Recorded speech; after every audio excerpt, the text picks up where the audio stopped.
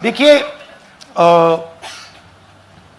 ये H bomb तो नहीं है, एच बॉम्ब आ रहा है, हाइड्रोजन बॉम्ब आ रहा है। ये एक और उदाहरण है वोट चोरी का। पिछली बार मैंने आपको एडिशंस के बारे में बताया था, ये हम आपको डिलीशंस के बारे में दिखा रहे हैं, और सबूत के साथ हम आपको दिखाएंगे कि ये जो डिलीशंस हुए हैं ये सेंट्रलाइज तरीके से कॉल सेंटर के प्रयोग करके, सॉफ्टवेयर के प्रयोग करके किए गए हैं।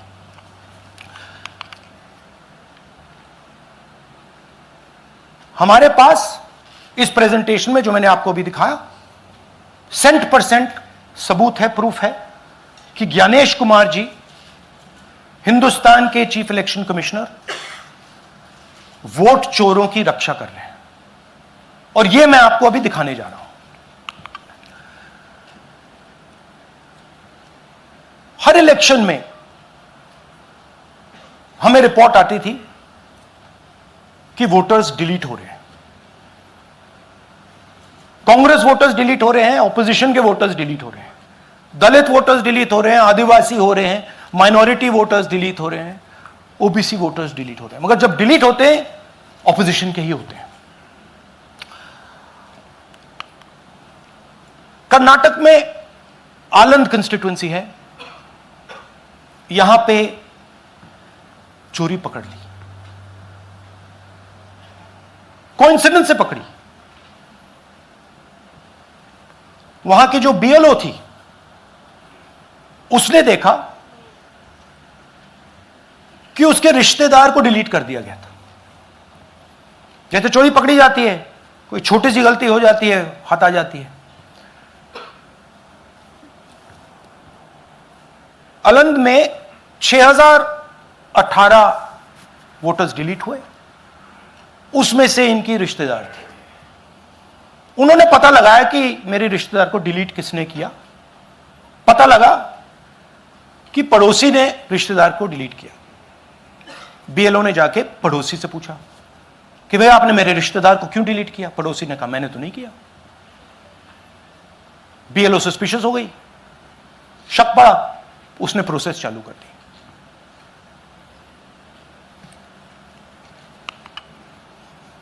पता क्या लगा कि कोई ना कोई, किसी ने आलंद में वोटर डिलीशन सिस्टमैटिकली ऑर्गेनाइज तरीके से, सेंट्रलाइज तरीके से किया।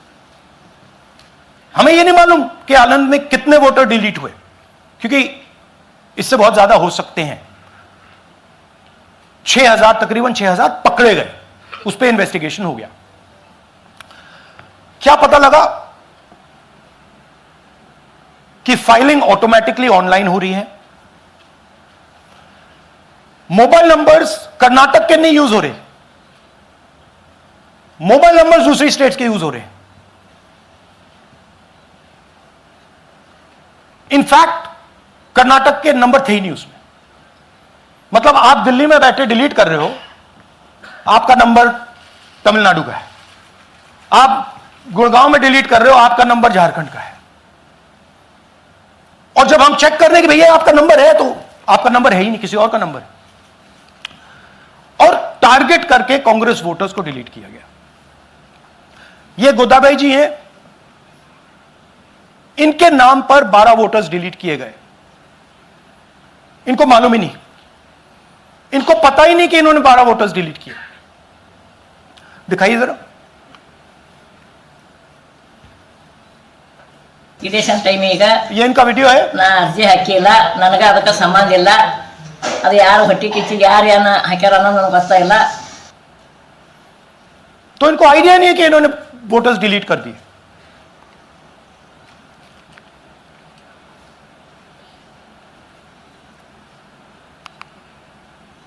ये सारे के सारे जो नंबर्स हैं ये कर्नाटक के नंबर्स नहीं हैं, ये अलग अलग स्टेट्स के नंबर्स हैं। और इन नंबर्स को आप फोन करके देखिए, रिप्लाई नहीं आता है।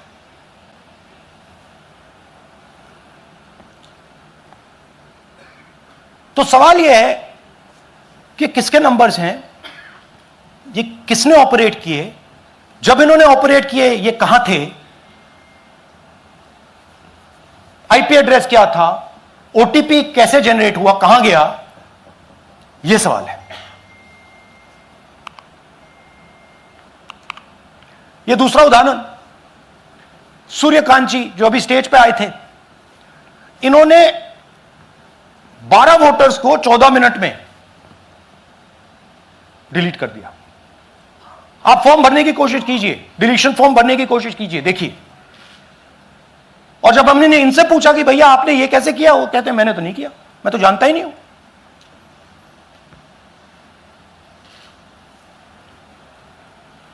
बबीता चौधरी जी का इन्होंने एक नाम डिलीट किया, यहां खड़ी हैं बबीता जी, यहां हैं, सूर्यकांत जी यहां हैं, आ जाइए जरा स्टेज पे, 1 सेकंड आ जाइए। ये दोनों खड़े हैं यहां पे, सूर्यकांत जी, बबीता जी। इनको मालूम ही नहीं कि इन्होंने डिलीट किया। Thank you. नागराज जी, इन्होंने 2 एप्लीकेशन 36 सेकंड में फाइल कर दी है। और मजे की बात देखिए, ये 4 बजे सुबह उठ के फाइल कर रहे हैं। पता नहीं क्या हुआ, 4 बजे सुबह कहा कि भैया मैं 2 वोटर को डिलीट करूंगा, और कितने 36 सेकंड में डिलीट कर दिए, फिर सो गए।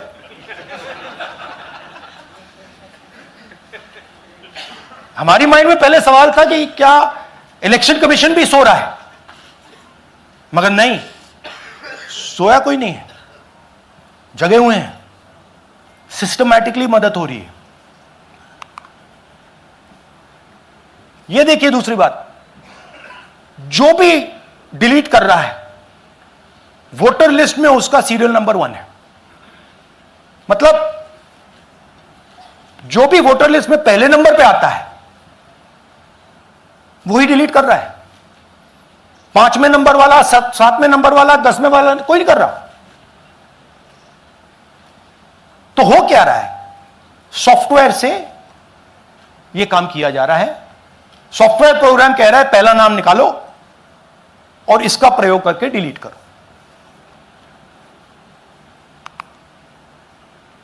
टारगेटेड डिलीशंस हो रहे हैं। कांग्रेस पार्टी पर आनंद में अटैक किया, टॉप 10 बूथ्स जहां सबसे ज्यादा कांग्रेस की स्ट्रेंथ थी वहां टारगेट किया, और 2018 में पिछले इलेक्शन में 10 में से 8 बूथ कांग्रेस पार्टी जीती थी, और इन 8 में से इन्होंने 6000 लोग उड़ाने की कोशिश की। ये कोइंसिडेंस नहीं था, ये प्लान था, और ये सेंट्रलाइज तरीके से किया जा रहा है। अब मैंने बहुत बड़ी बात बोली, चीफ इलेक्शन कमीशन के बारे में मैंने बोला कि यह व्यक्ति वोट चोरों की रक्षा कर रहा है। जो भी मैं यहां बोल रहा हूं 100% प्रूफ के साथ, सबूत के साथ बोल रहा हूं, और मैं अभी आपको दिखाना चाहता हूं कि मैं यह शब्द क्यों बोल रहा हूं और किस बेसिस पे बोल रहा हूं। आपको अपनी आंखों से यह दिखेगा। कर्नाटका सीआईडी ने केस चालू किया कि ये वोटर कौन है, ये फोन किसके हैं, ये आईपी एड्रेस क्या है, ओटीपी कहां गया, इन चीजों के बारे में इन्वेस्टिगेशन शुरू होती है।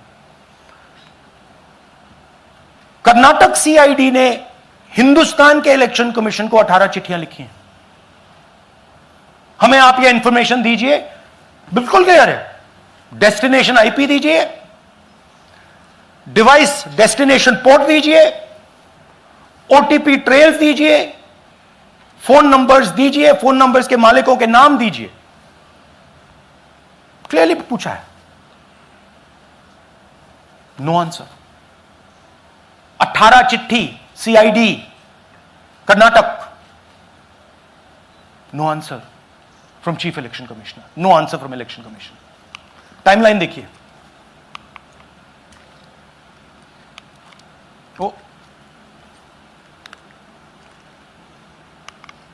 ओके, फरवरी 23 में इन्वेस्टिगेशन शुरू होती है।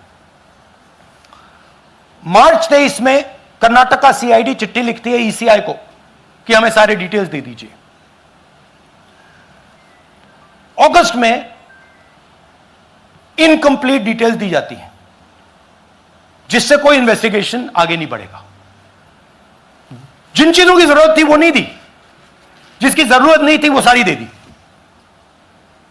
पहला सबूत। दूसरा सबूत, 18 बार रिमाइंडर लेटर गए हैं।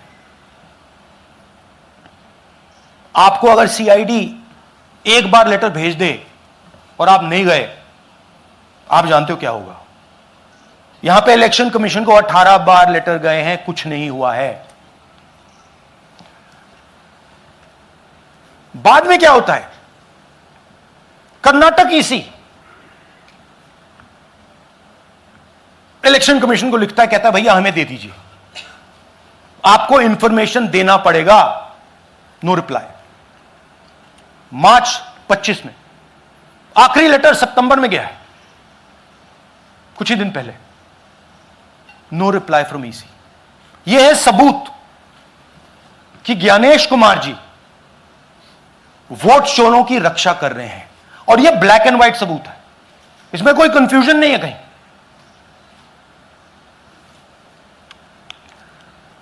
तो सवाल उठता है, यह है कौन जो सेंट्रलाइज तरीके से कॉल सेंटर के प्रयोग से, सॉफ्टवेयर से अलग अलग प्रदेशों में वोट डिलीट कर रहे हैं, ऐड कर रहे हैं। इलेक्शन कमीशन जानता है, ज्ञानेश कुमार जी जानते हैं। अच्छा, ये सिर्फ आनंद में नहीं हुआ, ये अलग अलग कंस्टिट्यूएंसीज में हुआ है। आनंद में लीगल प्रोसेस चालू हो गई, पकड़ लिया। यहां महाराष्ट्र में उसी मोडस ऑपरेंडी से, उसी सिस्टम से यहां पे वोट ऐड हुए हैं। आनंद में डिलीट, रजौरा में एडिशन। 6850। आपको याद होगा पिछले प्रेजेंटेशन में मैंने आपको नाम दिखाए थे, ये देखिए वही नाम यहां है। वही सिस्टम महाराष्ट्र में चल रहा है जो कर्नाटक में चल रहा था। नाम वैसे ही है, जेडब्ल्यू जेडब्ल्यू जेडब्ल्यू, पता वैसा है, जेडब्ल्यू जेडब्ल्यू, नाम यू ऐसे किसी ने टाइप करके लगा दिया। तो जो ये काम कर रहा है, ये उत्तर प्रदेश में, हरियाणा में, बिहार में, कर्नाटक में, महाराष्ट्र में वही कर रहा है।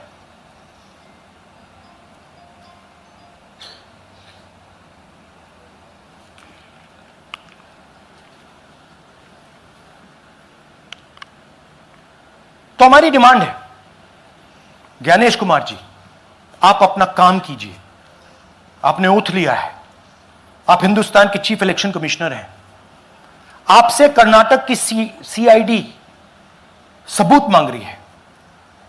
आप कर्नाटक की सीआईडी को यह सबूत 1 सप्ताह के अंदर दे दीजिए, नहीं तो पूरा हिंदुस्तान के सारे युवा इस बात को एक्सेप्ट करेंगे कि आप हिंदुस्तान के कॉन्स्टिट्यूशन, हिंदुस्तान के संविधान की हत्या में शामिल हो, हिंदुस्तान के संविधान की रक्षा नहीं कर रहे हो और वोट चोरों की आप मदद कर रहे हो। Thank you. और थोड़ी देर में हम आपको हाइड्रोजन बॉम्ब दिखाने जा रहे हैं। नहीं, आज नहीं, थोड़ी देर में उसकी प्रिपरेशन चल रही है। क्योंकि हम देखिए, मैंने टीम से कहा है कि अगर मैं स्टेज पे जा रहा हूं, ब्लैक एंड व्हाइट प्रूफ नहीं होगा, मैं नहीं जाऊंगा। अगर ब्लैक एंड व्हाइट प्रूफ होगा, जो कोई मतलब उसको निगेट नहीं कर सकता, मैं जाऊंगा। मैं देश के कॉन्स्टिट्यूशन की रक्षा कर रहा हूं, संविधान की रक्षा कर रहा हूं, मैं लोकतंत्र की रक्षा कर रहा हूं, और मैं सच्चाई आपके सामने रख रहा हूं। So first of all, this is not the H bomb. H bomb is coming. this is another milestone in setting up and demonstrating to the youth of this country how elections are being rigged.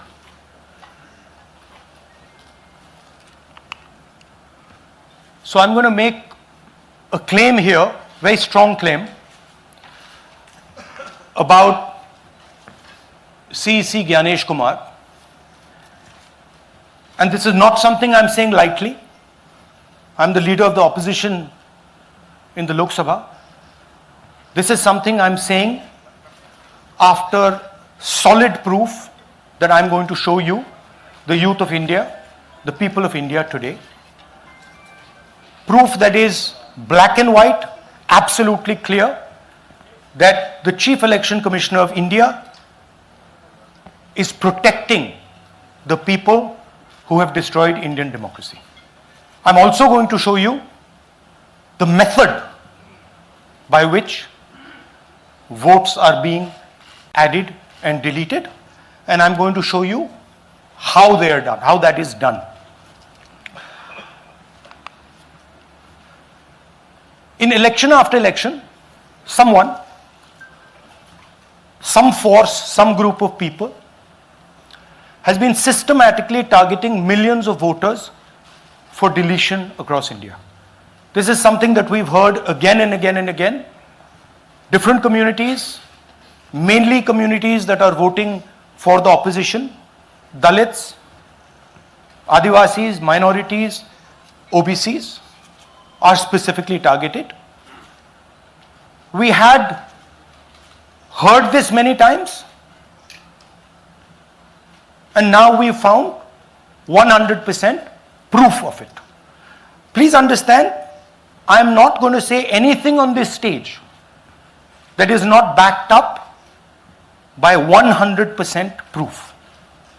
I am somebody who loves my country. I love my constitution. I love the democratic process, and I am protecting that process. And so I'm not going to say anything here that is not going to be based on 100% proof that you can determine. The burden of the judgment is yours. I am going to lay the proof in front of you. You will see it and say, actually, this is pretty solid proof. Aland is constituency in Karnataka. 6,018 votes. Somebody tried to delete 6,018 votes. We don't know the total number of votes that were deleted in Aland in the 23 election. They are much higher than 6,018. But somebody got caught deleting 6,018 votes. And it was caught, like most crimes, by a coincidence. What happened was, the booth level officer there noticed that her uncle's vote was deleted. And so she checked who deleted her uncle's vote, and she found that it was a neighbor. पड़ोसी ने uncle का vote delete किया था.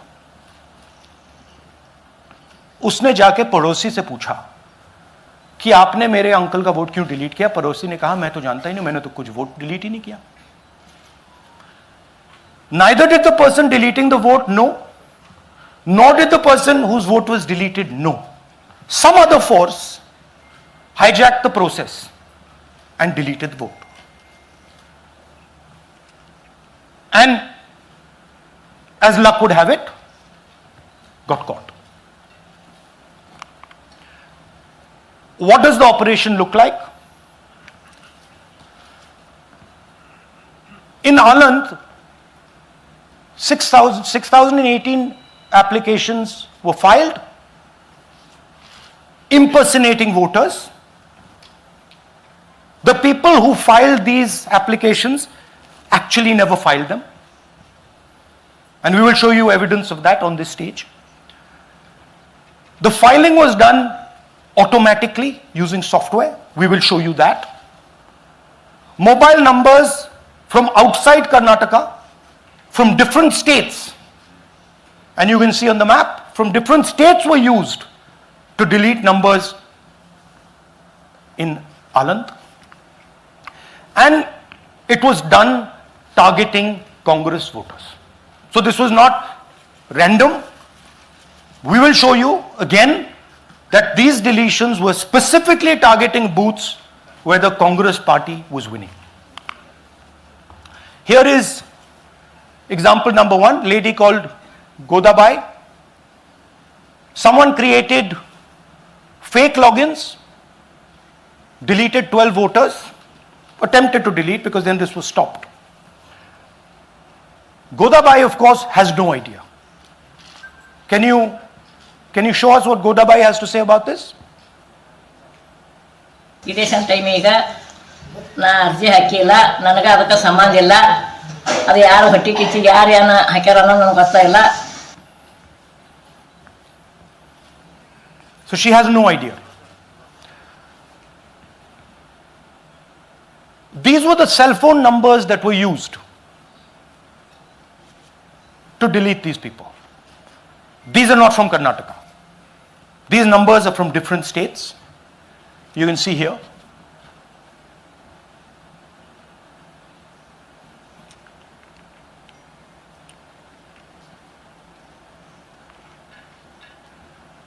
So the question is, whose numbers are these? How were they operated? Where were they operated from? Who generated the OTPs to disturb the process? Now these are questions that arise out of this. Here's example 2, Suryakant. This gentleman apparently deleted 12 voters in 14 minutes.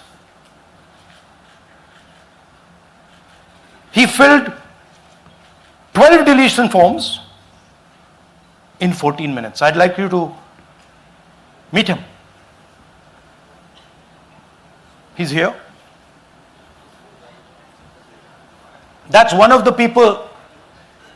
That's one. Namaskar bhi aiye. Babita Chaudhary is one of the votes that he is supposed to have deleted. Aiye bhaiya. He is supposed to have deleted. This is the gentleman. ये इनका vote delete किया जा रहा था, ये कर रहे थे. इनसे आप पूछिए, बताइए. That's our candidate. हाँ, कन्नड़ा में बोलिए. ನನ್ನ ಹೆಸರು ಸೂರ್ಯಕಾಂತ್ ಗೋವಿನ. ನಾನು ಸರ್ಸಂಬ ಗ್ರಾಮದಲ್ಲಿ ಇದ್ದೆ. ನನಗೆ ನಾಲೆಜ್ ಕೇಳದೆ ನನ್ನ ಹೆಸರು ಮೇಲೆ 9 ಜನರ ಲಿಸ್ಟನ್ನು ಡಿಲೀಟ್ ಮಾಡಿದ್ದಾರೆ. ಅದು ಯಾಕಂತ ಇವರು ನನಗೆ ಬಂದು ಕೇಳಿದರು, ನಮ್ಮ ಹೆಸರು ನೀವು ಯಾಕೆ ಡಿಲೀಟ್ ಮಾಡಿದ್ರಿ ಅಂತ. ಅದಕ್ಕೆ ನಾನು ನಮ್ಮ ಸಾಹೇಬ್ರಿಗೆ ಹೇಳಿದೆ, ನಾನು ಡಿಲೀಟ್ ಯಾರಿಗೂ ಮಾಡಿಲ್ಲ, ಅಪ್ಲಿಕೇಶನ್ ಕೊಟ್ಟಿಲ್ಲ, ಆದರೂ ಡಿಲೀಟ್ ಆಗಿದೆ, ಅದು ನೋಡ್ರಿ ಅಂತ. ಹಾಗಾಗಿ ತಹಶೀಲ್ದಾರ್ಗೆ ಹೋಗಿ ಕಂಪ್ಲೇಂಟ್ ಕೊಟ್ವಿ. ಮತ್ತು ಕಮಿಷ್ನರ್ ಇದು ನಮ್ಮ ಜಿಲ್ಲಾ ಎಲೆಕ್ಷನ್ ಒಂದು ಇದಕ್ಕೆ ಕಂಪ್ಲೇಂಟ್ ಕೊಟ್ವಿ. ನನ್ನ ಹೆಸರು ಮೇಲೆ 12 ಜನರದು ಡಿಲೀಟ್ ಮಾಡಿದ್ದು ನಿಜ ಇರ್ತದೆ. थोड़ा ट्रांसलेट कर लीजिए. मेरे नाम पे 12 लोगों का नाम डिलीट किया गया है. हालांकि मुझे मालूम नहीं, मैं कभी किसी को मैसेज भेजा भी नहीं, मैं बुलाया भी नहीं. ये बबीता आके पूछने से पता चला कि मैंने मेरे फ़ोन से ऐसा मैसेज दिया, लेकिन असल में मैंने किसी को भी मैसेज नहीं किया. आप कुछ कहेंगे? नहीं, ठीक है. Thank you. Thank you. Third example, Nagaraj. 2 applications filed and submitted in 36 seconds. Please try and fill these forms and see how long it takes you. Try and fill. And I ask the youth of India, try it. Try and fill the form, 2 forms in 36 seconds. You'll see the answer to this question. Notice also what time this gentleman fills the form. For some reason he gets up at 4:07 in the morning and suddenly fills 2 forms in 38 seconds.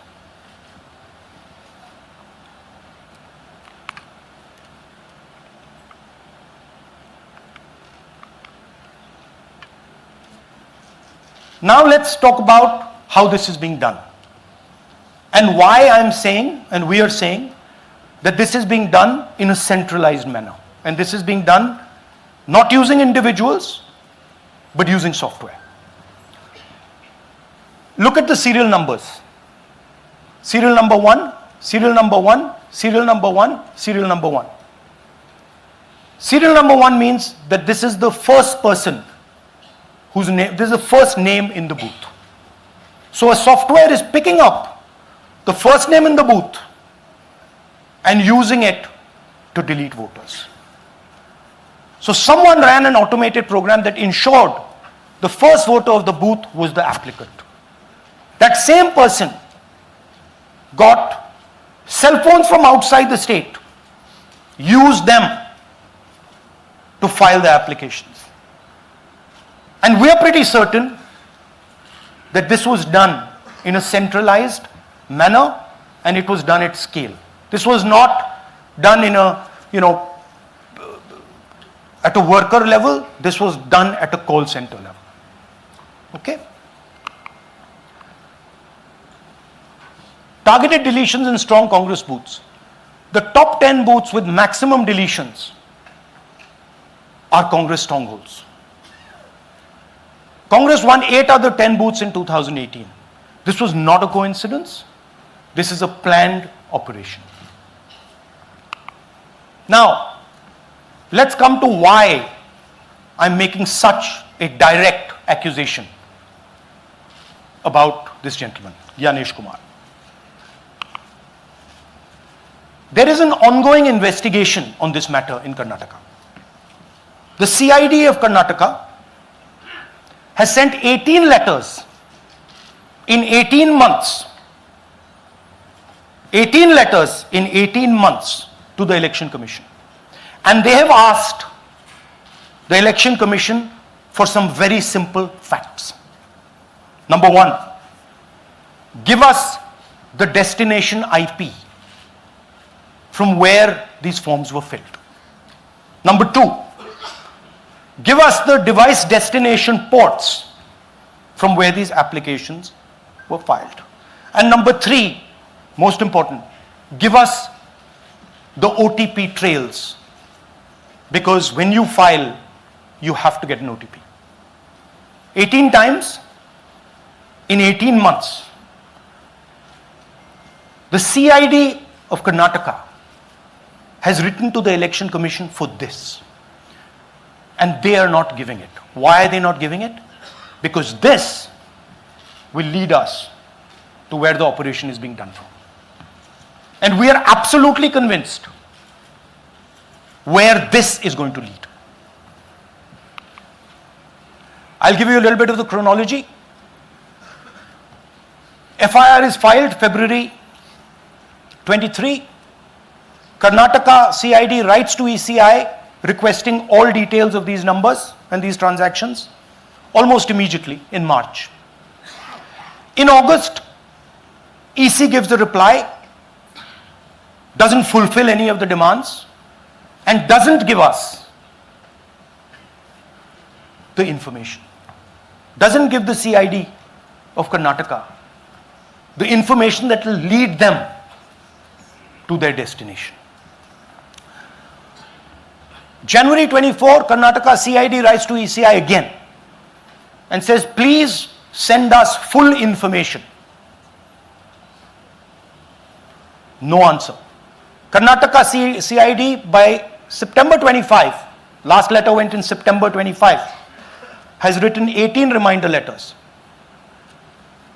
While this is going on, the CEC of Karnataka writes to the Election Commission in Delhi and says, there is a matter.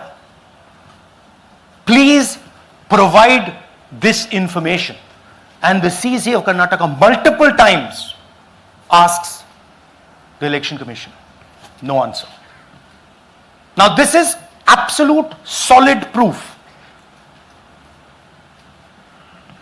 that Gyanesh Kumar is protecting the people who are doing this. This is also absolute solid proof, what I've shown you, that this is being done in a centralized way, this is being done at scale, and this is being done using large resources. Question is, who is the someone? And the answer is with the EC today. The Election Commission of India knows who is doing this. And I want every single youngster in India to know that they are attacking this. And this is your future. When they are not giving this information, they are defending the murderers of our democracy. And it is important that every youngster knows this. Your jobs, your future, your aspirations all come from this instrument. And the Chief Election Commissioner, Mr. Gyanesh Kumar, is not telling the CID of Karnataka who is doing this. This is not an isolated case. There are many such cases. Here is another one. Maharashtra, Rajora, same idea. 6,850 targeted voters added. Anand we caught deletions, Rajora we caught additions. But the basic idea is the same.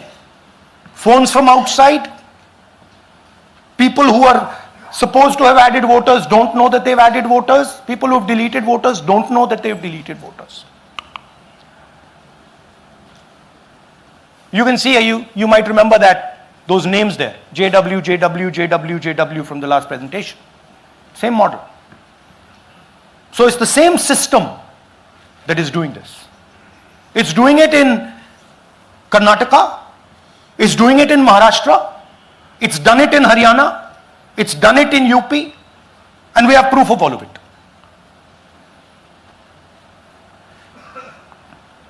Names are being filled, addresses, the address is Sasti, Sasti, Sasti, Sasti. Name is UQ, JJW.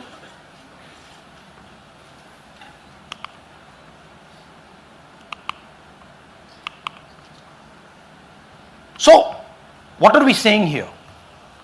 That the Chief Election Commissioner of India, Gyanesh Kumar, needs to stop protecting the people who are destroying Indian democracy. We have given you 100% bulletproof proof here. It cannot be doubted. You have seen it with your own eyes. Right? EC has to release this data of these phones, these OTPs, within a week. Otherwise, we will know for sure that Gyanesh Kumar is protecting the people who are destroying and attacking the constitution. बहुत बहुत धन्यवाद, नमस्कार, जय Hind. Sir 3 सवाल। PTI से संजीव चोपड़ा। या Rahul ji, this side. या राहुल जी इधर। हाँ, कहाँ है? To your right. हाँ, हेलो। राहुल जी, आज आपने नया खुलासा किया है कि कैसे वोट चोरी हो रही है। आपने पहले भी महादेवपुरा के बारे में बताया कि कैसे एडिशंस हो रही हैं, अब आपने बताया कैसे डिलीशंस हो रही हैं। लेकिन देखने में ये आ रहा है कि इलेक्शन कमीशन इस पे कोई एक्शन नहीं ले रहा और आगे चल के वो तैयारी कर रहे हैं पूरे देश में एसआईआर लाने की। तो आप इस मुहिम को आगे कहां तक ले जाएंगे और एसआईआर के बारे में क्या करने वाले हैं? देखिए, हम आपके सामने क्रिमिनलिटी रख रहे हैं। हमारा काम आपके सामने सच्चाई रखने का है और हम रख रहे हैं। हिंदुस्तान में दूसरे इंस्टीट्यूशंस भी हैं, सिर्फ इलेक्शन कमीशन नहीं है, लीगल सिस्टम है, उनको भी इन चीजों को देखना चाहिए। यहां पे हम चीफ इलेक्शन कमिश्नर के बारे में ब्लैक एंड व्हाइट कह रहे हैं। आपने कहा कि हमने एडिशन डिलीशन दिखाया, पहले प्रेजेंटेशन में मैंने एडिशन दिखाया था, अब हमने डिलीशन दिखाया है, मगर हमने एक और चीज जोड़ दी है, एडिशन और डिलीशन का सिस्टम, उसका स्ट्रक्चर, उसका तरीका, और हमने यह दिखाया है कि जो डिलीट कर रहा है, जो ऐड कर रहा है, महाराष्ट्र में, कर्नाटक में, यूपी में, वो एक ही आदमी है, एक ही फोर्स है। हमने आपको वो एड्रेसेस दिखाए। Same system is being used in Maharashtra, is being used in Karnataka, is being used in Uttar Pradesh, is being used in Haryana. Same people are doing it. से Siddharth, ANI। Sir, this side, sir. हाँ Sir, on your left, sir. हाँ On your left. This side, sir, on your left. Sir, मेरा आपसे सवाल ये है कि जब आप कह रहे हैं कि ज्ञानेश कुमार जो चीफ इलेक्शन कमिश्नर है, उन्हें पता है ये कौन कर रहा है, हाँ। और ये पॉलिटिकल फायदा जरूर किसी को हो रहा है। आप कह रहे हैं कांग्रेस के बूथ के ऊपर ही हाँ। सारे वोट्स डिलीट किए जा रहे हैं, तो वो कौन लोग आपके हिसाब से हैं जिनको ये फायदा पहुंच रहा है, पहला। और दूसरा ये कि वो आपने एक देखिए, हफ्ते का हाँ, समय दिया sorry। है, जब आपने एक हफ्ते का समय दिया है, तो क्या एक हफ्ते बाद आप इसको आगे कैसे इनिशिएट करेंगे? क्या आप लोग कोर्ट का रास्ता अपनाएंगे या और कोई हायर एजेंसी से इस बात की डिमांड करेंगे? क्योंकि ये ऑर्गेनाइज्ड तरीके से क्राइम दिखाई दे रहा है जो आप बता रहे हैं, अगर आपकी बात के ऊपर जाएं। देखिए, फ्रैंकली ये जो मैं यहां कर रहा हूं, ये मेरा काम नहीं है। मेरा काम डेमोक्रेटिक सिस्टम में पार्टिसिपेट करने का है।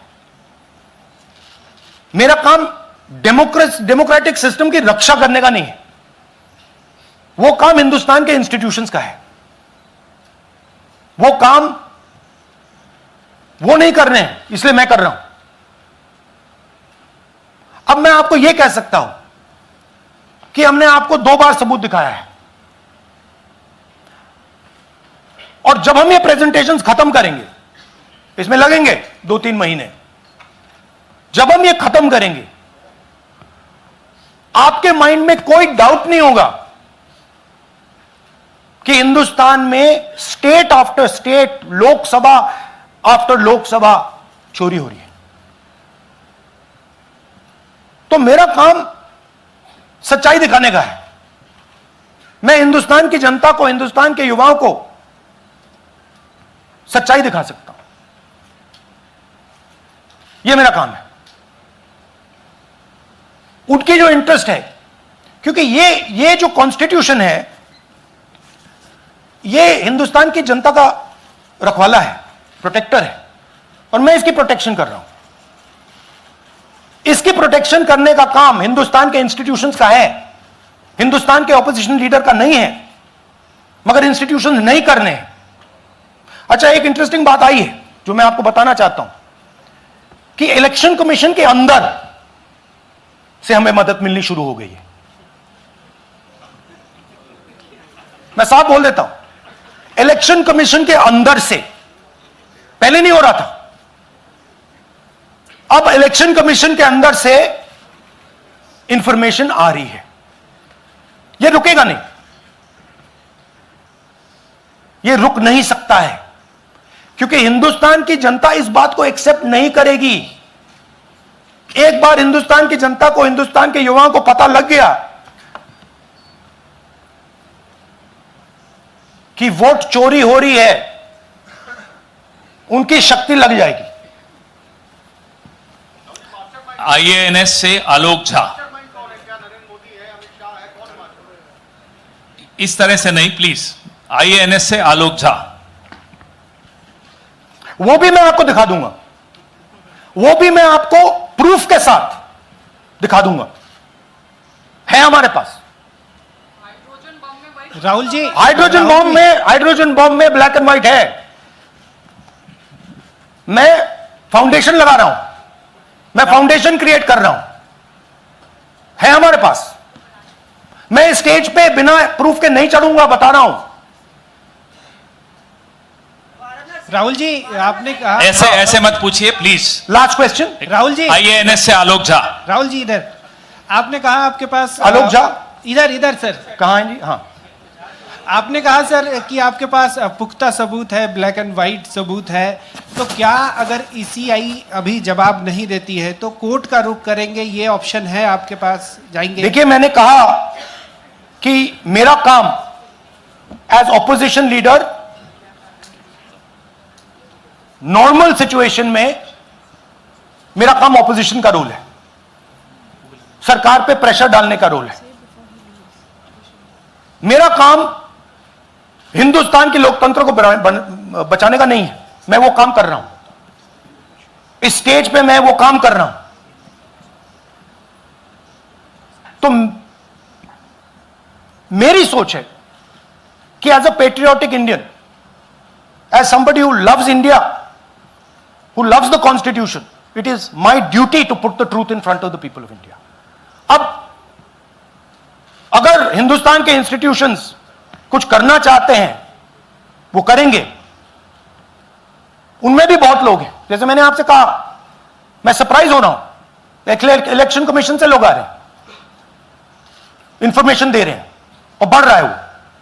क्या जब तक सीईसी ज्ञानेश कुमार अपने पद पर है, जैसा कि आप कह रहे हैं कि वो फ्री एंड फेयर इलेक्शन होने नहीं दे रहे, तो तब तक इलेक्शन का मतलब क्या रह जाएगा? क्या आप इनको हटाए जाने के लिए आयोग को इस्तीफा देने की? हाँ, तो आप इमेजिन कीजिए, और ये शॉकिंग बात ये है बस कि ये अभी शुरू नहीं हुआ, ये 10-15 साल से चल रहा है।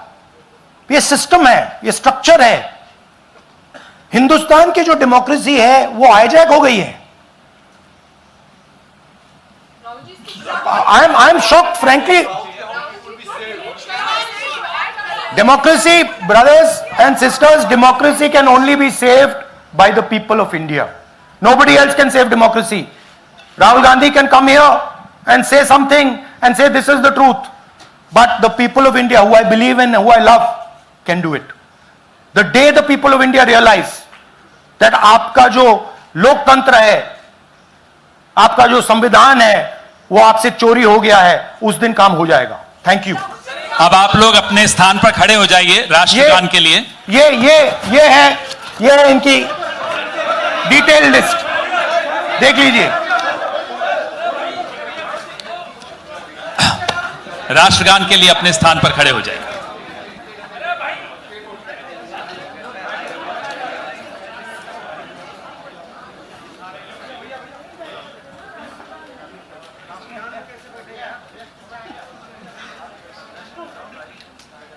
भारत भाग्य विधाता, पंजाब सिंध गुजरात मराठा द्राविड उत्कल बंगा, विंध्य हिमाचल यमुना गंगा उच्चल जलधि तरंगा, तव शुभ नामे जागे, तव शुभ आशीष मांगे, गाहे तव जय गाथा, जन गण मंगलदायक जय हे भारत भाग्य विधाता, जय हे जय हे जय हे जय जय जय जय हे।